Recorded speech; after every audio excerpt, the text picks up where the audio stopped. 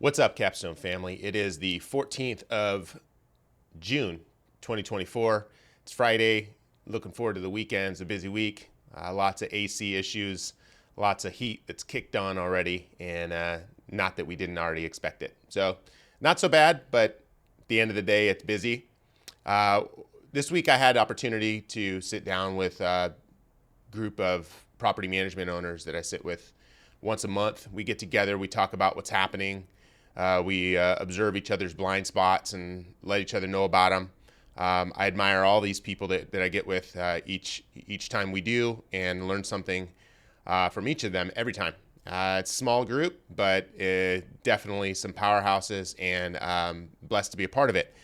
One thing I recognized this week that I wanted to share, I'm going to share some metrics. I'm going to share metrics about the sales market, share some metrics about the rental market, talk about how that all ties in together, and then let you know of some things that are happening in the market that are going to affect kind of everything that I'm talking about today. All right, so one of the things that we had discussed this week, and we've been talking about this for a couple of weeks, is what's happening with the apartment market and how that's starting to affect our pricing and rentals, and what we're seeing for demand on the side of our condos and our apartment style properties that are for rent. Right now, we're seeing demand being down on the sales side. So let's talk about sales for a second. Sales supply right now, we have technically 17 major cities that are tracked here in the Valley on the Cromford Report, and 13 of those 17 saw a decrease here in this last month. Cave Creek is the biggest increase by way of sellers. So if you've got a place in Cave Creek, you lucked out this month, because this is the month that Cave Creek saw 8% increase over last month. But if you were in Glendale, Peoria, Mesa, Phoenix, Gilbert, these are all favoring more on the buy side right now. Still a seller's markets, but they ended up shifting and headed in the other direction. Gilbert being the one that is deteriorating the fastest. Still, 11 of the major 17 cities are still in seller's markets. So that's a good thing.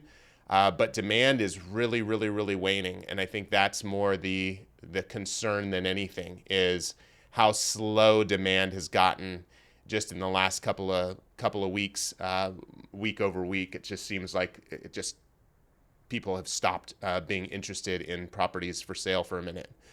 On the rental side, we've got the supply for rentals right now is up 7% on the MLS from last month, from just a month ago. So to increase by 7% in a month in this busy season is very interesting. The other piece is that we're up 14% over the same time last year on the MLS. Again, how often is it that we're increasing and putting our rentals on the MLS? Not every property, of course. Most of them we're able to rent out on our own without having to go to the MLS, but it's just one of those things that this is definitely something to be paying attention to, as that means that, similar to a lot of our competitors right now, everyone's struggling to figure out, where the next best tenant is going to come from. Apartment styles on the MLS right now, check this stat out. So of that increased 14% from this time last year, there's been an increase of 34% of the apartment style properties that have listed on the MLS.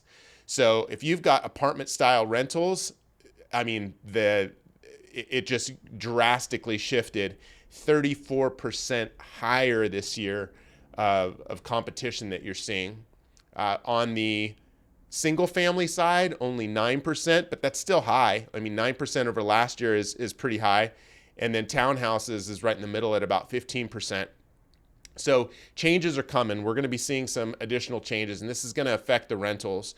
The whole NAR, lawsuit where buyers are no longer going to, buyer compensation is no longer,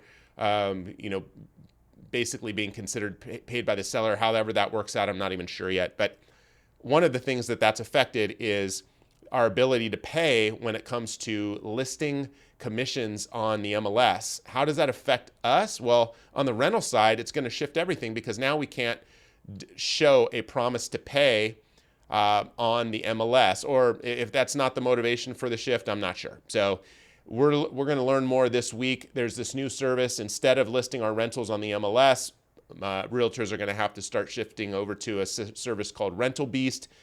We've got some meetings here over the next couple of weeks that are going to help us align with what we need to do for that in that shift, how that's going to affect rentals.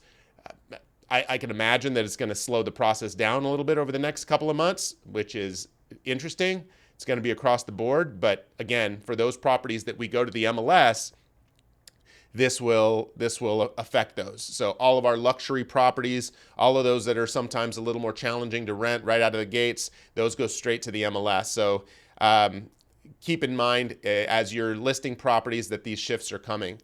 Back in the day, we didn't put anything on the MLS. There was very, very rarely were we putting any listings on the MLS because, realtors outside of our office, if it wasn't one of our realtors showing a property, there was a much higher probability that we were going to run into challenges with that particular tenant because expectations were just going to be a little out of alignment. Whereas if you all know us, I do my best to give people, feedback straight up front and let them know exactly what to expect, sometimes leading with the hard thing, right? Because I think that's what I would like to hear first. So I think as this shifts, we're definitely going to be making some moves in the business. I think that there are going to be pieces that we just can't see yet that will emerge and make things a lot better for us on the leasing side. So I'm excited about that, even though right now this message sounds like we're not sure what's going on, which we don't. This is a very interesting time in the real estate space. There's a lot of misunderstanding as to what's coming from the buy side as well as now the leasing side, and we'll have to take it as it comes. I'd like to finish though really quick with a couple quick nuggets. I thought this was fun. So fun facts of the week: if you were looking at the major Phoenix area, major metropolitan area, what are the areas that you think have the highest price per square foot on the rental side, and where's the lowest, right? And I took a guess at this. I came close when it came to the low side. On the low side, there is one major municipality getting 99 cents a square foot. On the high side, there is a major municipality getting, or an area, I call it a zip code, that is getting $2.15 a square foot. It might not be where you think. Let me know in the comments or hit me up with an email. If you're right, I'll let you know, and I'll share it again next week. Cool. Thanks so much for watching. Look forward to seeing you soon.